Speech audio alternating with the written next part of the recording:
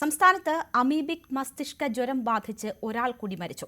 തിരുവനന്തപുരത്ത് ചികിത്സയിലായിരുന്ന പോത്തൻകോട് സ്വദേശി ഹബ്സ ബീവിയാണ് മരിച്ചത്. 2 ദിവസത്തിനുള്ളിൽ തിരുവനന്തപുരത്ത് രോഗം ബാധിച്ചുണ്ടാകുന്ന രണ്ടാമത്തെ മരണമാണ് ഇത്. ഇന്നലെ കുളത്തൂർ സ്വദേശിയായ 18 വയസ്സുകാരി മരിച്ചിരുന്നു. ഇന്നലെ സംസ്ഥാനത്ത് 4 പേർക്ക് രോഗബാധ സ്ഥിരീകരിക്കുകയും ചെയ്തിരുന്നു. സംസ്ഥാനത്ത് രോഗബാധയും മരണവും കൂടുമ്പോഴും രോഗത്തിന്റെ ഉറവിടം കണ്ടെത്താൻ കഴിയാതെ ഇരുട്ടിൽ തപ്പുകയാണ് ആരോഗ്യവകുപ്പ്.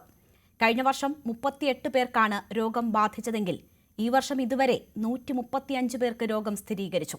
ഈ വർഷം മരണസംഖ്യ 29ആയി. ഈ മാസം മാത്രം 47 പേർക്ക് രോഗം സ്ഥിരീകരിക്കുകയും 7 പേർ മരിക്കുകയും ചെയ്തു. പഠനം നടത്തുന്നുവെന്ന് ആരോഗ്യമന്ത്രി പറഞ്ഞെങ്കിലും 1.5 മാസം കഴിഞ്ഞിട്ടും പഠനം നടക്കുന്നുണ്ടോ എന്നതുപോലും അവ്യക്തമാണ്. എന്തുകൊണ്ടാണ് സംസ്ഥാനത്ത് അമീബിക് മസ്തിഷ്ക ജ്വര കേസുകളും മരണവും കൂടുന്നത്? രോഗബാധയും മരണവും കൂടുമ്പോൾ ആരോഗ്യവകുപ്പിന് കാര്യമായ പ്രതിരോധ പ്രവർത്തനങ്ങൾക്ക് കഴിഞ്ഞിട്ടുണ്ടോ?